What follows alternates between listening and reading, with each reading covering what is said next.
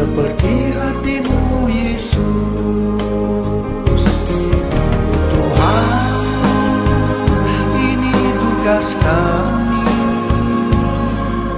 beri keberanian bagi kami.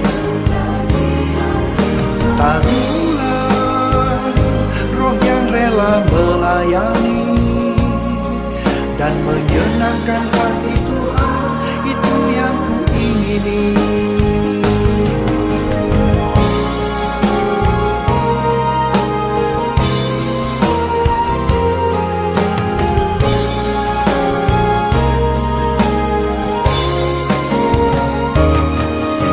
Tuhan, ini tugas kami,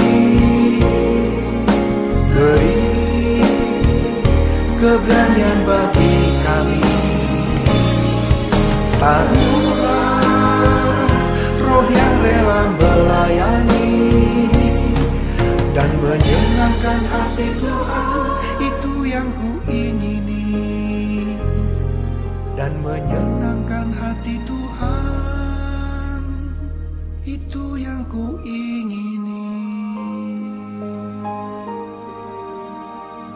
Mari pengerja GBI House of Praise dan GBI Widuri beserta jemaat Tuhan, kita memperkatakan arti Pentakosta ketiga.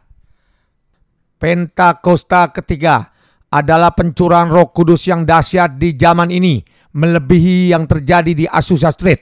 Pentakosta ketiga akan mengakibatkan penuaian jiwa yang terbesar dan yang terakhir sebelum Tuhan Yesus datang kembali. Pentakosta ketiga akan membangkitkan generasi Yeremia, yaitu anak-anak muda yang dipenuhi Roh Kudus, cinta mati-matian kepada Tuhan Yesus, tidak kompromi terhadap dosa, dan akan bergerak untuk memenangkan jiwa. Pentakosta ketiga lahir di Indonesia dan bergerak ke bangsa-bangsa. Gerakan ini dari timur ke barat dan akan kembali ke Yerusalem. Pentakosta ketiga akan memberikan kuasa untuk menyelesaikan amanat agung, dan setelah itu Tuhan Yesus datang kembali.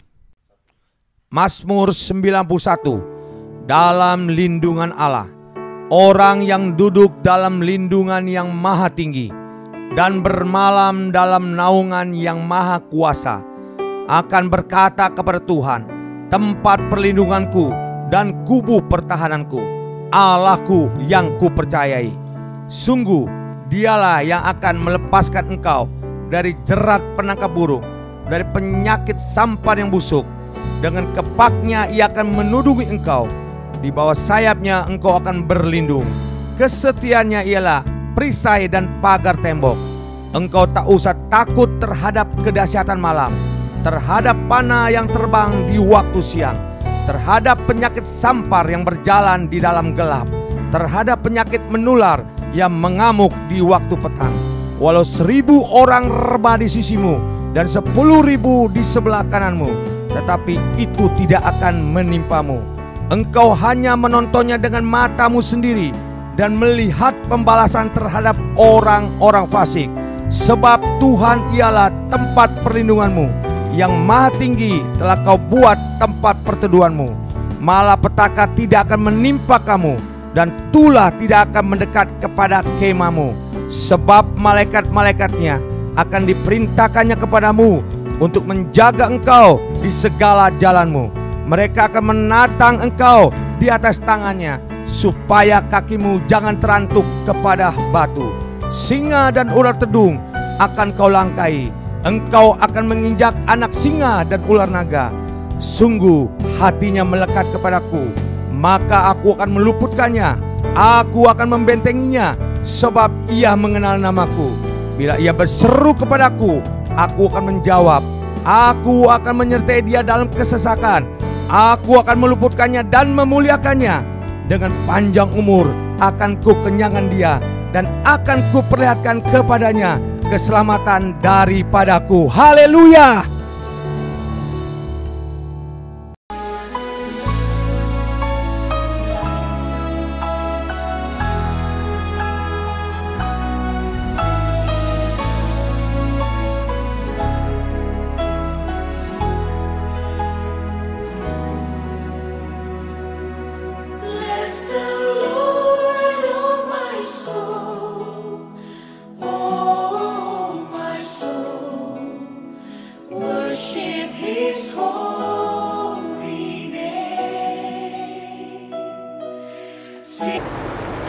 Shalom Bapak Ibu dan Saudara sekalian, selamat hari Minggu.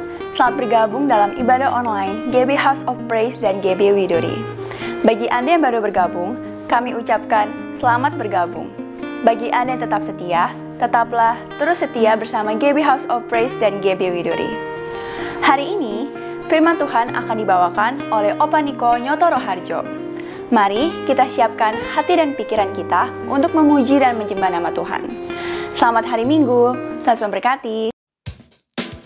Haleluya, shalom jemaat GB House of Praise dan Widuri. Apa kabar semua? Pasti dahsyat luar biasa, katakan amin. Mari Bapak Saudara kita datang memuji Tuhan, sebab hanya Dialah kekuatan kita dan Dialah kota benteng perlindungan kita. Amin.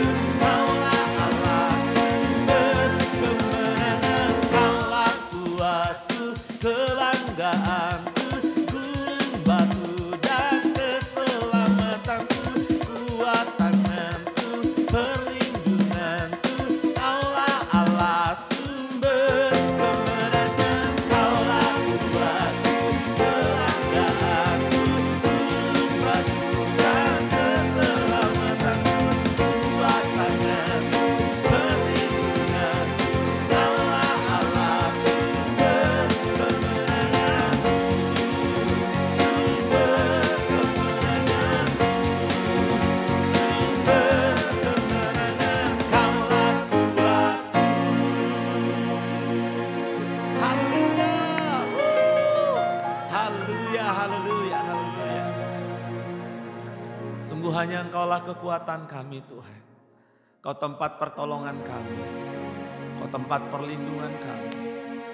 Kami tahu setiap musim yang ada itu akan selalu berganti. Demikian juga musim yang hari-hari ini kami tahu sepertinya tidak baik. Tapi kami percaya di dalam Tuhan selalu ada pertolongan bagi kami yang percaya kepada Engkau. Orabasyata karalabayasya. Katakan sama-sama. Musim akan selalu berganti, kasih Tuhan tetap abadi, tak akan berubah sampai selamanya. Tetap percaya, yakin Tuhan memberkati, yakin Tuhan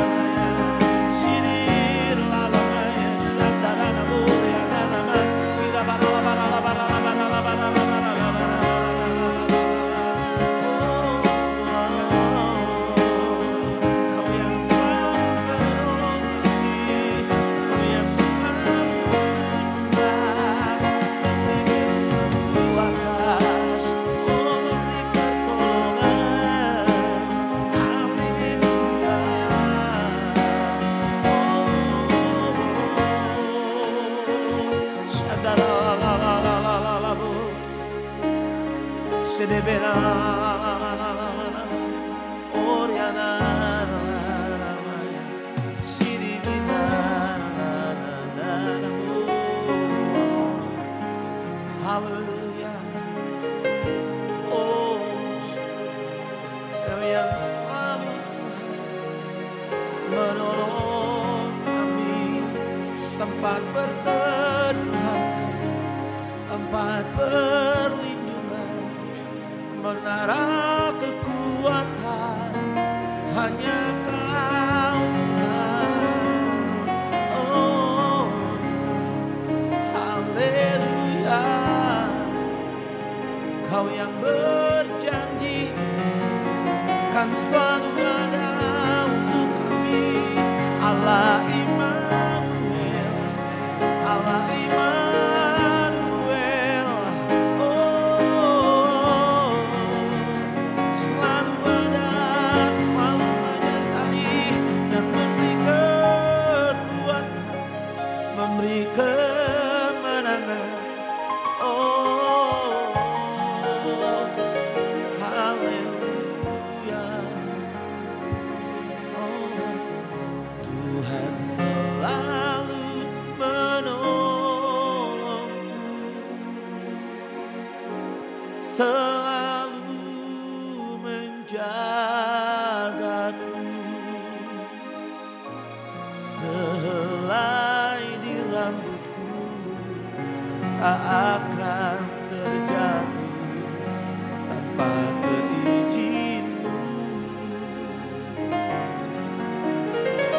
Tuhan selalu menolongku, selalu menjagaku.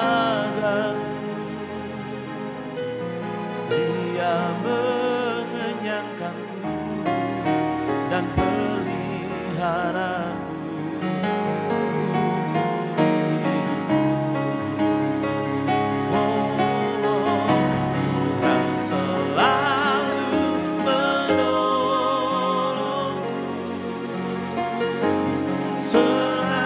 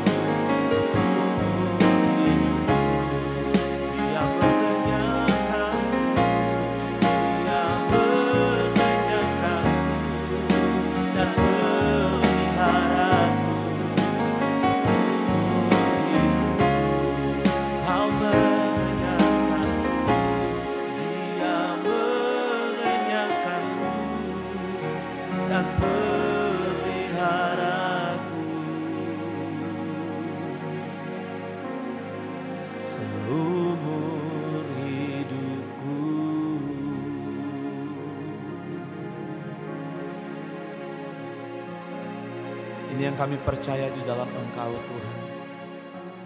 Kau yang akan mengenyangkan kami, Kau yang akan pelihara kami seumur hidup kami. Kau Allah yang tidak pernah meninggalkan kami. Bahkan di masa-masa sulit seperti saat ini Tuhan, Kau selalu ada untuk kami. Pertolongan-Mu tidak pernah terlambat. Bahkan mujizat-Mu selalu nyata untuk hidup kami. Reka syata karalaboya syata karalabaya syata karalabaya. Hirabas syata karalabaya syekerebera. Reka syata karalaboya syekerebera. Terima kasih Tuhan, terima kasih.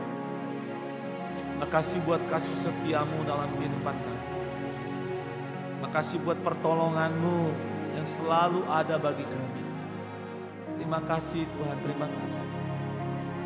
Kau baik, Kau dahsyat, Kau luar biasa. Terima kasih Tuhan, terima kasih. Kami mau mendengarkan firman-Mu, kami mendengarkan isi hati. Berkati kami, urapi kami. Dan urapi hamba-Mu yang akan menyampaikan isi hati-Mu. Menyampaikan firman-Mu di dalam nama Tuhan Yesus. Mari umat Tuhan yang percaya dan bisa mendengarkan firman Tuhan sama-sama katakan amin. Haleluya.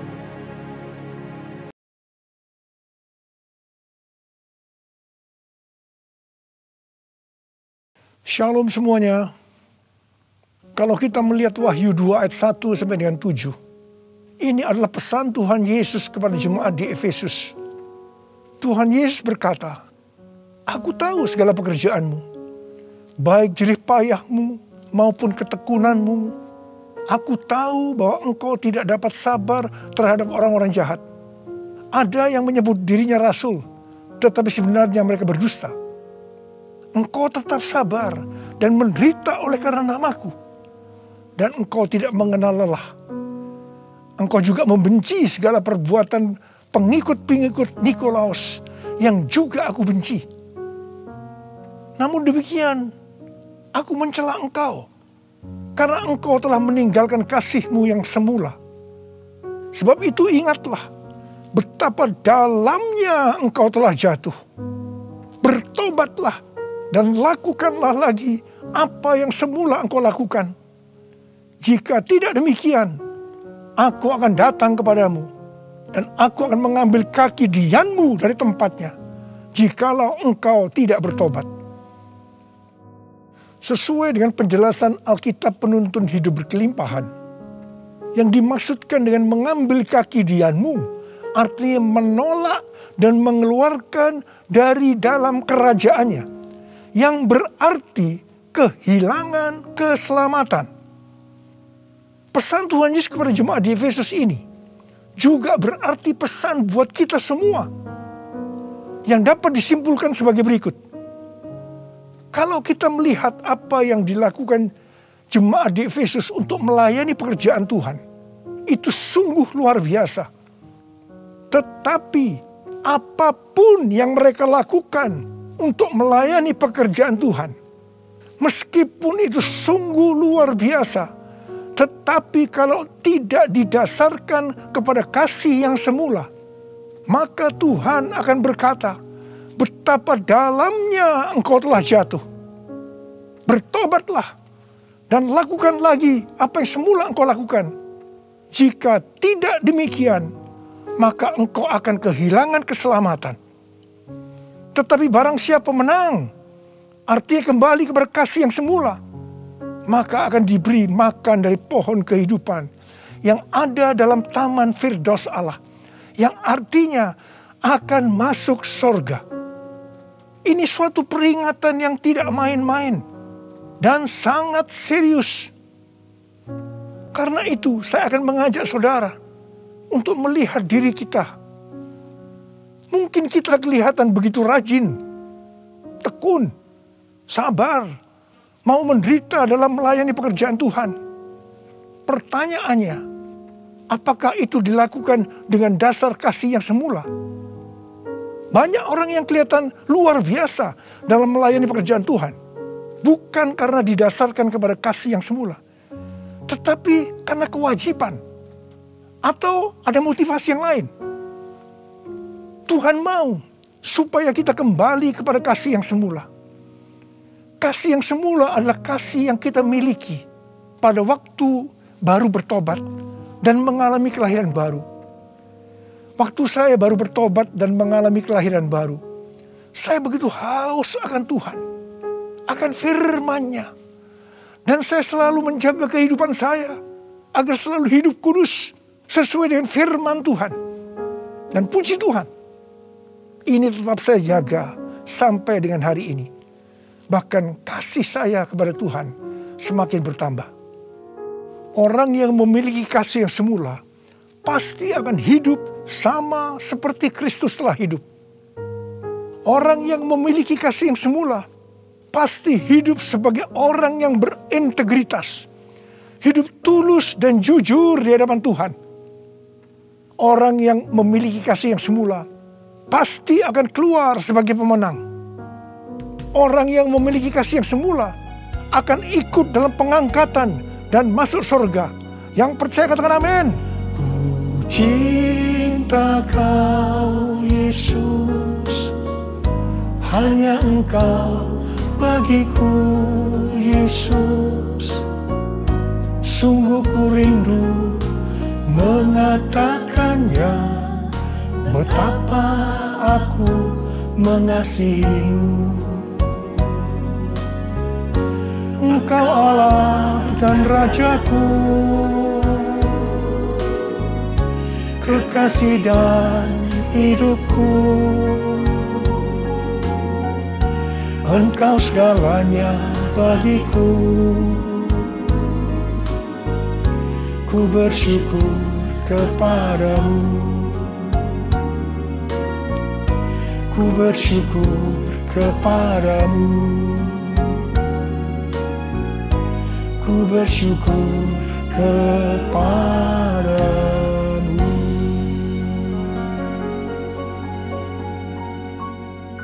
Pada waktu Tuhan Yesus ditanya oleh murid-muridnya tentang tanda kedatangannya kembali dan tanda kesudahan dunia ini, Tuhan Yesus menjawab dalam Lukas 21 ayat 11 bahwa salah satunya adalah penyakit sampar.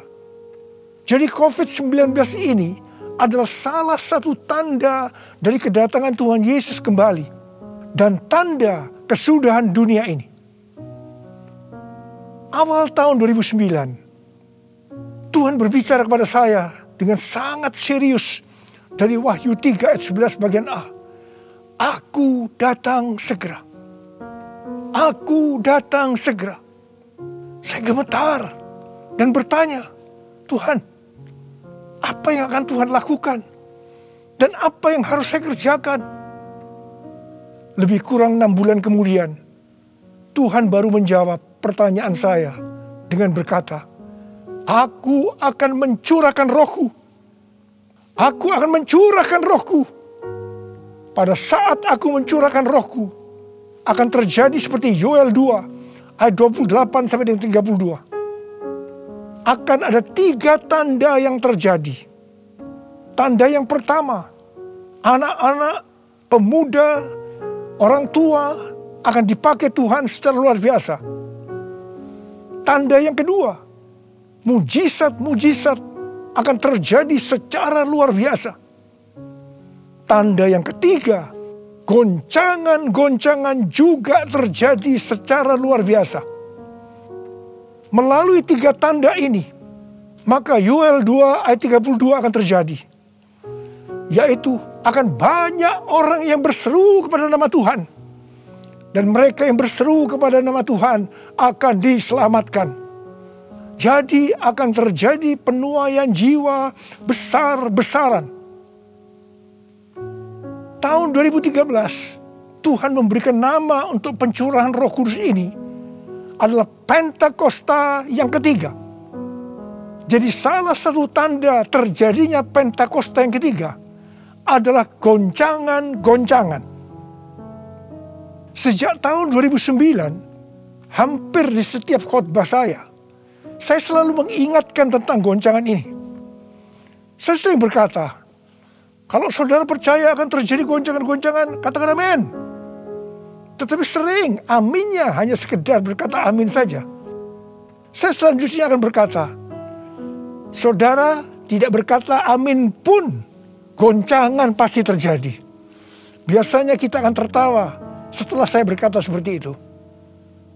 Tetapi siapa mengira tanggal 2 Maret tahun 2020, Presiden Jokowi mengumumkan bahwa COVID-19 masuk ke Indonesia. Mulai saat itu goncangan karena pandemi COVID-19 mulai terjadi dan sampai dengan hari ini belum selesai. Banyak orang yang khawatir, ketakutan, bosan, jenuh, depresi. Ada juga yang sakit dan tidak sedikit yang meninggal. Pandemi ini juga mengakibatkan terjadinya krisis ekonomi. Ditambah lagi hari-hari ini pandemi semakin ganas dengan adanya varian Delta yang membuat penularannya jauh lebih cepat.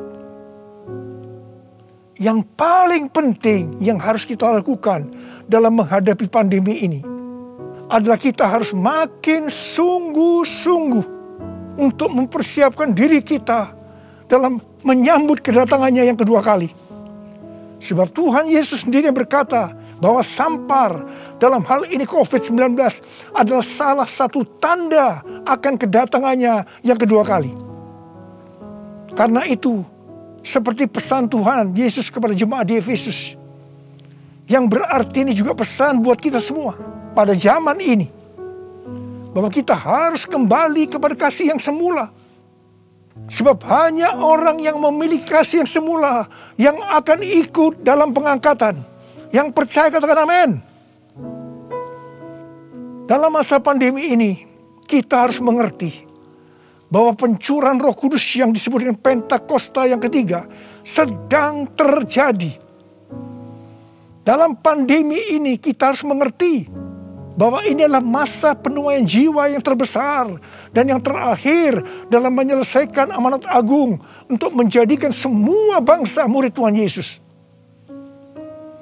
Dalam masa pandemi ini kita harus mengerti bahwa akan terjadi kebangkitan generasi Yeremia, yaitu anak-anak muda yang dipenuhi Roh Kudus, cinta mati-matian kepada Tuhan Yesus, tidak kompromi terhadap dosa, dan akan bergerak untuk memenangkan jiwa. Sucikan dan kuduskan hati ini untuk layak menghadap hadirat-Mu. Tubuh jiwa rohku kuserahkan padamu, ku menyembah-Mu. Tinggikan nama-Mu ya Tuhan, mulialah nama-Mu ya Tuhan.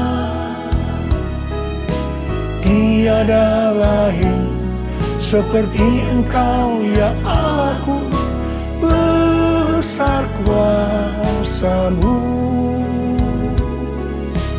Tiada lain seperti Engkau ya Allahku, besar kuasa-Mu,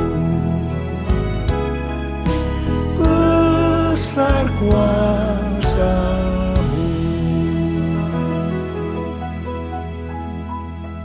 Mazmur 127 ayat 1 dan 2 berkata, jikalau bukan Tuhan yang membangun rumah, sia-sialah usaha orang yang membangunnya. Jikalau bukan Tuhan yang mengawal kota, sia-sialah pengawal berjaga-jaga.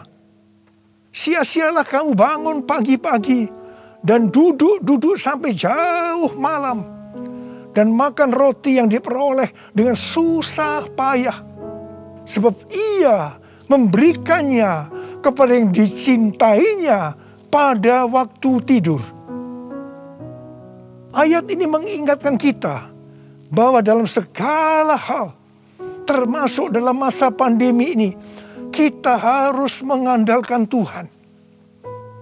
Termasuk dalam hal membangun rumah, termasuk dalam hal perlindungan. Sesuai dengan Mazmur 91 dikatakan, kalau kita menjadikan Tuhan sebagai tempat perlindungan dan kubu pertahanan kita, maka kita tidak usah takut terhadap kedahsyatan malam. terhadap panah yang terbang di waktu siang, terhadap penyakit sampar yang berjalan di dalam gelap, terhadap penyakit menular yang mengamuk di waktu petang, termasuk dalam hal mencari nafkah di tengah-tengah krisis ekonomi yang terjadi hari-hari ini. Kita harus tetap mengandalkan Tuhan. Mungkin ada di antara saudara yang kena PHK, atau mungkin mengalami kesulitan karena banyak faktor sehingga mengalami kerugian, kesulitan untuk mencari keuntungan. Tetapi sesuai dengan ayat firman Tuhan tadi, kita diingatkan bahwa Tuhan justru akan memberikan berkat-Nya kepada yang dicintainya pada waktu tidur. Berkat yang diberikan pada waktu tidur di sini bisa diartikan berkat yang diberikan bukan karena kehebatan kita, bukan karena prestasi kita, bukan karena kekuatan kita, bukan karena kepandaian kita, juga bukan karena usaha kita yang mati-matian. Dan berkat yang seperti itu hanya diberikan kepada orang yang dicintainya. Haleluya! Kalau kita mengandalkan Tuhan, kita pasti menjadi orang yang dicintai Tuhan. Orang yang mengandalkan Tuhan adalah orang yang mengikuti segala perintah yang diberikan tanpa ragu-ragu, tanpa banyak pertanyaan, tanpa bersungut-sungut, tetapi dengan hati yang percaya disertai ucapan syukur. Demikian juga dalam menghadapi pandemi ini. Kalau kita mengandalkan Tuhan, itu berarti kita akan mengikuti perintah-perintahnya. Saya akan mengingatkan kembali tuntunan Tuhan sejak awal dari pandemi ini. Apakah saudara ingat? Dan apakah saudara tetap melakukannya? Mungkin ada yang berpikir bahwa pandemi ini sesuatu yang biasa. Mungkin karena sudah bosan, karena jenuh. Tetapi ingat, kita boleh bosan dan jenuh, tetapi COVID-nya belum bosan. Karena itu kita harus dengan serius menghadapi pandemi ini. Mari, saya akan ajak saudara untuk mengingat kembali tuntunan Tuhan. Yang pertama, sesuai dengan 2 Tawarikh 7 ayat 13 dan 14 yang mengatakan bahwa kalau kita mengalami pandemi dan krisis ekonomi, maka kita harus merendahkan diri, berdoa, mencari wajah Tuhan, serta berbalik dari jalan-jalan yang jahat. Kalau kita melakukan itu, maka Tuhan akan mendengar dari sorga dan akan mengampuni dosa kita, serta memulihkan negeri kita Indonesia yang tercinta. Katakan amin. Yang kedua, kita diminta untuk menghardik COVID-19 dan krisis ekonomi dengan berkata, dalam nama Yesus, diam, tenanglah. Apakah saudara sudah melakukan ini? Yang ketiga, kita diminta memperkatakan Mazmur 91 karena kita percaya akan janji Tuhan. Yang keempat, kita diminta melakukan seperti yang dilakukan oleh Daud ketika Tuhan menghukum orang Israel, di mana ada 70.000 orang yang mati karena penyakit sampar. Daud waktu itu membuat mezbah di pengirikan milik Arauna dengan membayar harganya. Waktu itu Arauna akan memberikan secara gratis kepada Daud. Tetapi Daud tidak mau. Dia tetap mau membayar harga. Setelah Daud membuat mezbah, maka tulah sampar itu berhenti. Kalau kita mengharapkan pandemi akan berhenti, maka kita sebagai gereja-gereja Tuhan harus membuat mezbah, doa, pujian, dan penyembahan bersama-sama dalam unity. Minta belas kasihan turun. Minta belas kasihan turun ke atas Indonesia. Gereja jangan saling menyalahkan satu sama lain. Gereja jangan saling menjelekkan. Gereja harus membayar harganya dengan unity. Yang kelima, sesuai dengan Yesaya 26 ayat 20 dan 21. Maka kita diminta oleh Tuhan untuk bersembunyi barang sesaat lamanya, sampai amarah itu berlalu. Karena Tuhan akan menghukum penduduk bumi karena kesalahannya. Amsal 27 ayat 12 berkata, kalau orang bijak melihat malapetaka, bersembunyilah ia. Tetapi yang tidak berpengalaman berjalan terus, lalu kena celaka. Karena itu, mari, biarlah kita menjadi orang yang bijak. Bersembunyi di sini bisa diartikan, kalau tidak ada keperluan mendesak, kita diam di rumah. Dan juga kita harus melakukan 6M. Yang pertama, memakai masker. Yang kedua, mencuci tangan dengan sabun. Yang ketiga, menjaga jarak. Yang keempat, mengurangi mobilitas. Yang kelima, menjauhi kerumunan. Dan yang keenam, melakukan vaksinasi. Yesus, Kaulah pembelaku. Pada siapa aku harus takut? Yesus, Kau perlindunganku. Ku tak gentar menghadapi musuh. Sekarang tegaklah kepalaku, hadapi lawanku yang berada di sekelilingku, dan mulutku memuji, bermazmur bagimu, bersorak bagi kebesaran-Mu. Sekarang tegaklah kepalaku, hadapi lawanku yang berada di sekelilingku, dan mulutku memuji, bermazmur bagimu, bersorak bagi kebesaran-Mu, bersorak bagi kebesaran-Mu, bersorak bagi kebesaran-Mu.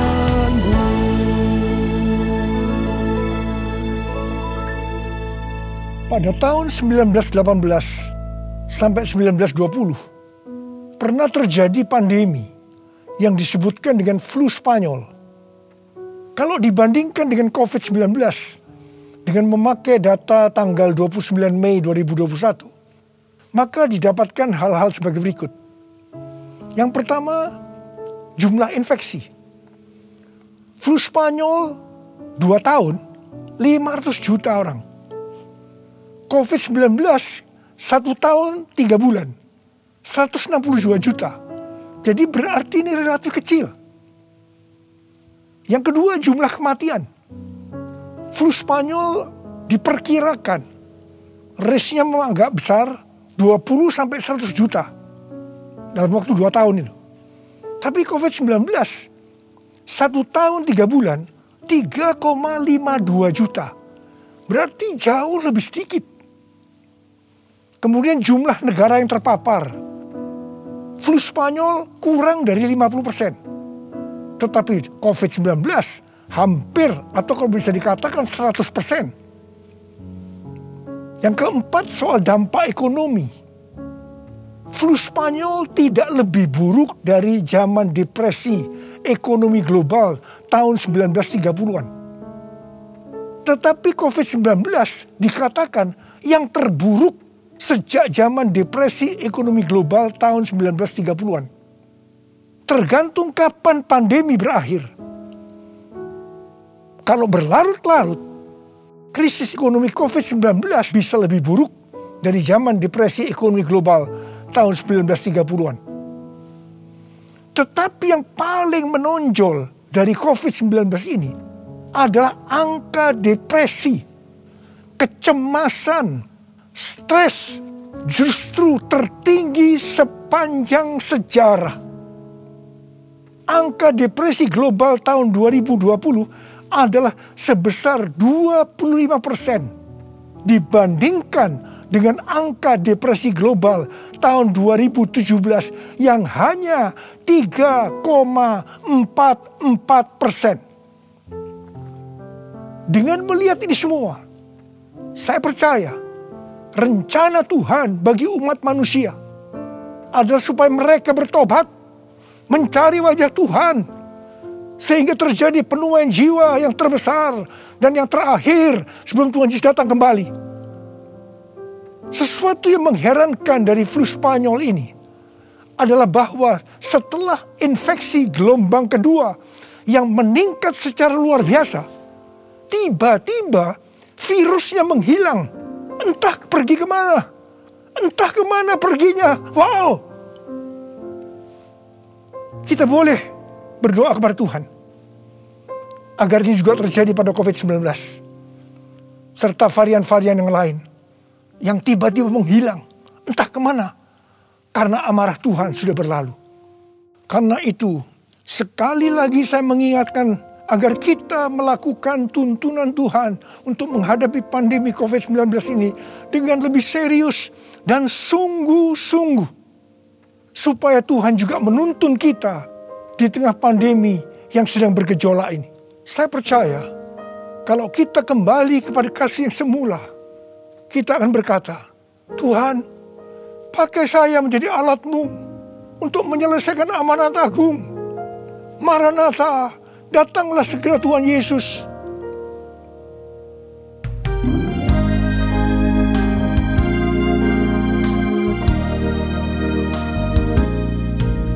Tuhan, ini aku, jadikanlah ku alat-Mu untuk memberitakan Injil-Mu. Tuhan, ini aku, jadikanlah ku hamba-Mu untuk melakukan firman-Mu. Penuhi hidupku dengan Roh-Mu, agar ku jadi saksi-Mu. Pakailah hidupku dan urapilah untuk kemuliaan nama-Mu. Untuk kemuliaan nama-Mu.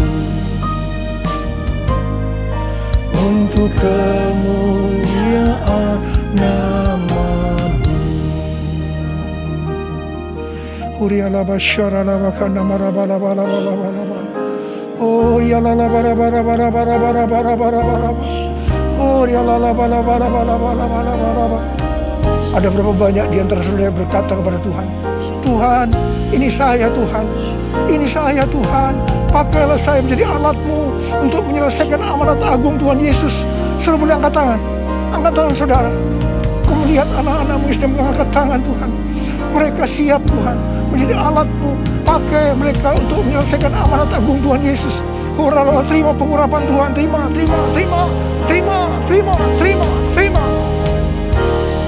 Oh Tuhan Yesus, di tengah-tengah pandemi hari-hari ini Tuhan, biarlah kami mengerti, kami harus kembali kepada kasih yang semula. Tuhan, biarlah anak-anak-Mu mengerti akan hal ini. Mereka akan kembali kepada kasih yang semula ya Tuhan. Bapa-Mu berdoa buat mereka yang sekarang sedang terpapar dengan COVID-19 ini Tuhan. Mereka yang sekarang sedang mengalami krisis dalam ekonomi mereka. Tolong mereka Tuhan. Tolong anak-anak-Mu. Tolong mereka. Kasihanilah mereka Tuhan. Kasihani Indonesia. Kasihani Indonesia Tuhan. Kasihani Indonesia. Belas kasihan Tuhan turun ke atas kamu semua. Belas kasihan Tuhan turun ke atas Indonesia. Terima kasih. Terima kasih dalam nama Yesus. Dalam nama Yesus. Haleluya. Amin.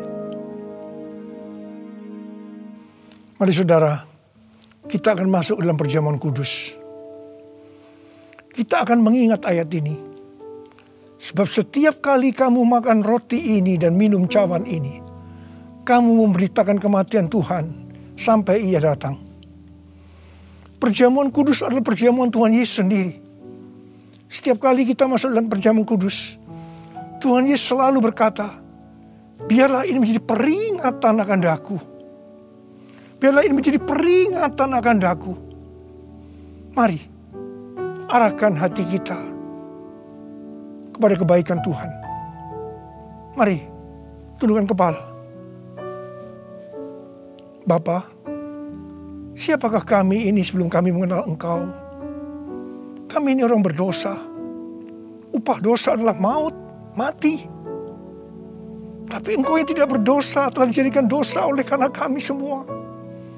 Engkau harus turun dari sorga mulia, menjelma menjadi manusia, mati ganti kami dengan penderitaan yang luar biasa. Dan Kau dibangkitkan kembali.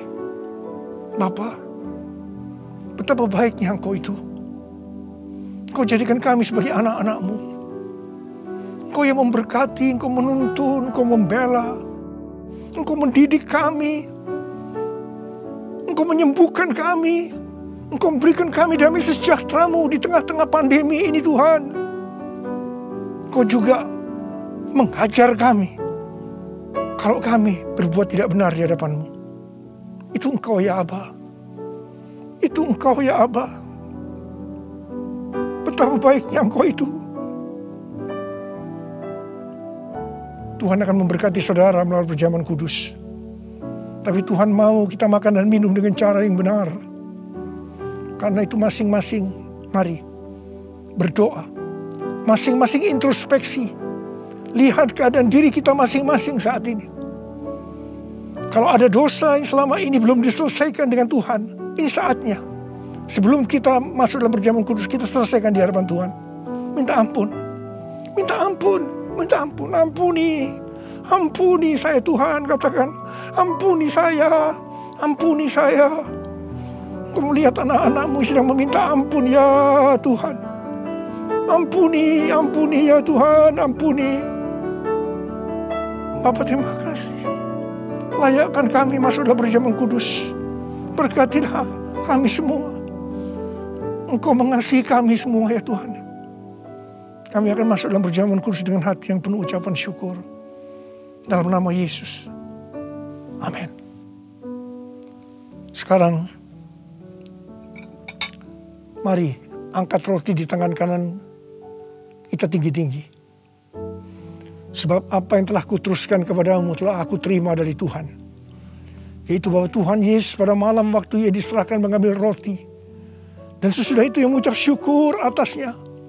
Ia memecah-mecahkannya dan berkata, inilah tubuhku yang diserahkan bagi kamu. Perbuatlah ini menjadi peringatan akan aku.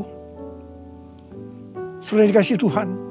Bukankah roti yang kita pecah-pecahkan ini adalah persekutuan kita dengan tubuh Kristus?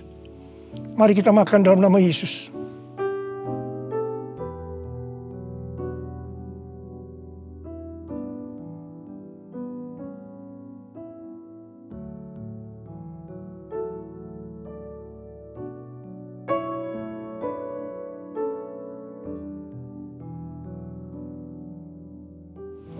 Sekarang angkat cawan di tangan kanan kita tinggi-tinggi. Demikian juga Ia mengambil cawan sesudah makan lalu berkata, cawan ini adalah perjanjian baru yang dimeteraikan oleh darahku.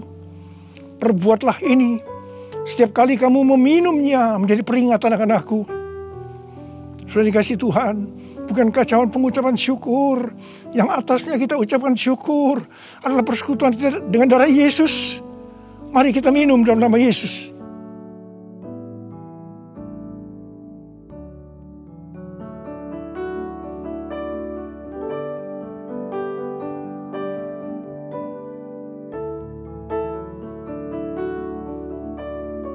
Mari angkat tangan kita. Ucapkan syukur dengan suara, jangan diam. Jangan diam. Oh ralabasyaraka nama ya ralabarabara. Oh ralabaka nama. Yesus, terima kasih ya Tuhan Yesus. Oh Oh, terima kasih Tuhan. Terima kasih Tuhan, Engkau baik. Engkau baik ya Tuhan. Dalam seluruh hidup kami Engkau baik Tuhan. Engkau baik. Engkau baik Tuhan. Engkau baik Tuhan. Engkau baik. Terima kasih, terima kasih, terima kasih. Mari katakan bersama saya. All my life you have been faithful, and all my life you have been so good. With every breath that I am able, I will sing of the goodness of God. All my life you have been faithful, and all my life you have been so good. With every breath that I am able, I will sing of the goodness of God. I will sing of the goodness of God. I will sing of the goodness of God.